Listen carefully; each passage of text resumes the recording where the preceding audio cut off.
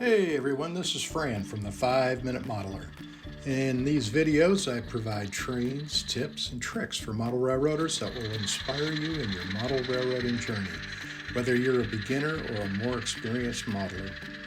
Though I currently model in N scale, I've also modeled in HO, and many of the methods I use transfer easily to other scales. In the last video, we began the series on building the Mackinaw City Docks.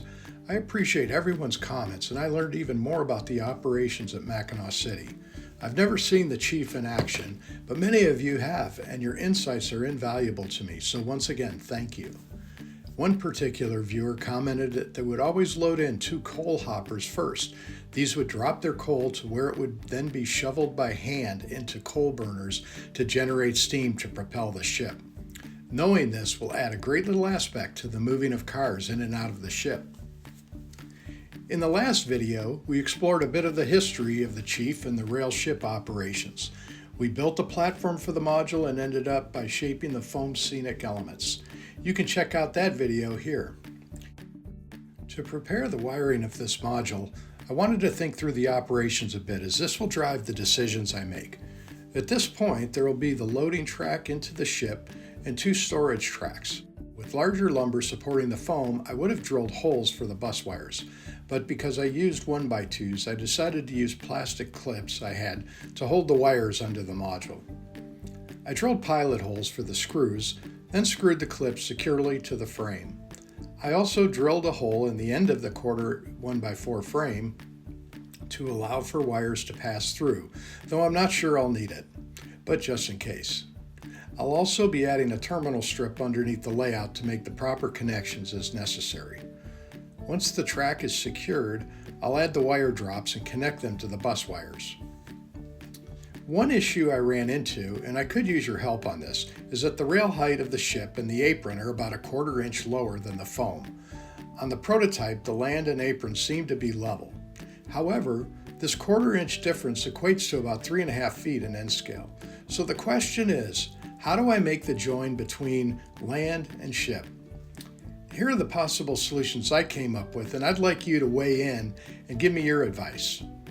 Number 1, we could raise the level of the ship and the apron 1/4 inch above the water level.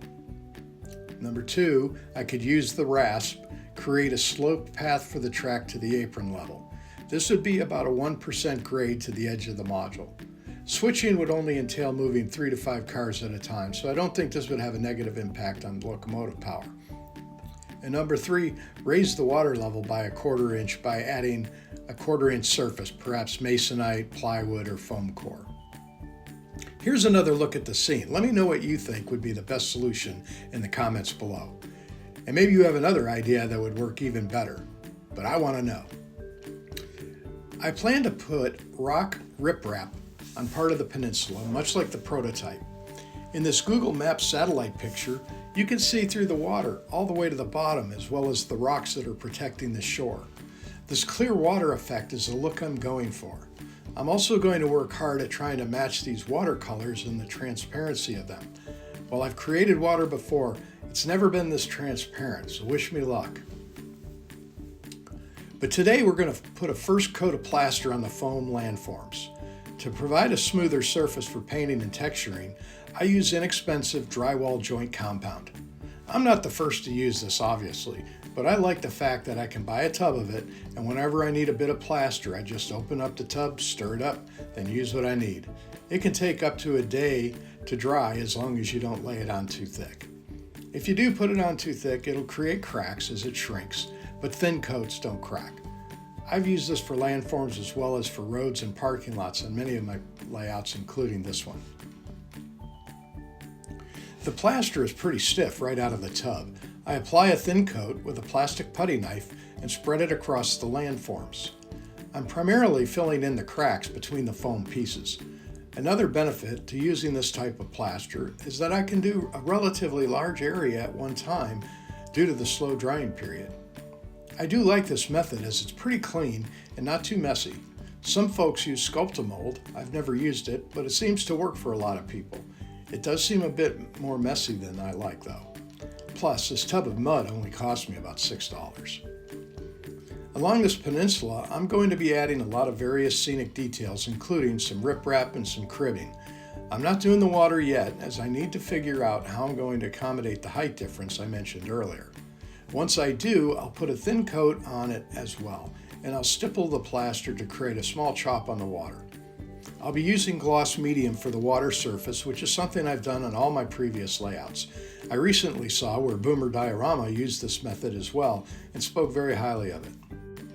On the other side of the peninsula, where the ship docks, there is a wooden seawall.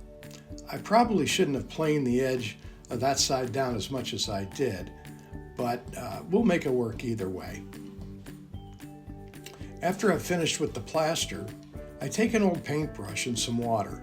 I dip the brush in the water, then run it across the plaster to smooth it out. This removes some of the strokes from the putty knife. Now I let this dry and I'll come back tomorrow to see where we are. So far, I'm pretty pleased. You can also see behind the module is a piece of masonite that I'll be using for the backdrop.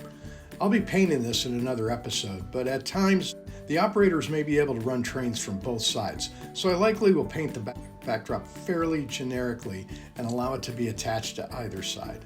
At least that's the current idea. Okay, it's another day and we're back, and the plaster is dry now. There's still a few brush stroke marks and a few places where it's still a bit rough, and I'm going to take care of those very simply.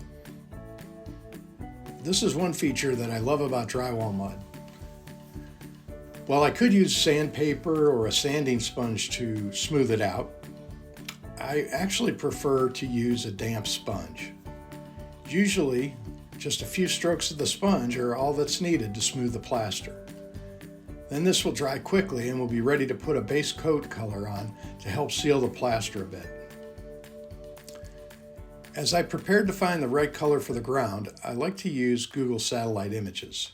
When I look at the land in Michigan, I often find that it's more of a gray color than tan or brown. I suggest using these types of images for developing a color that is satisfying to you for your scene. When asked, most modelers will say they paint their earth a tan color. Well, there are a lot of shades of tan from light to dark, and I have used a light tan color of latex paint for years, but I've always thought it was a bit too much tan and not so earth-like.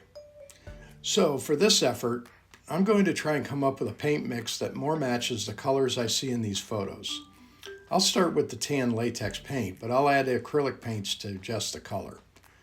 I don't mix it too much. I just want to get some variations of color that will add to the realism. If you have a favorite mix for a good dirt color, drop it in the comments, as others will also appreciate it.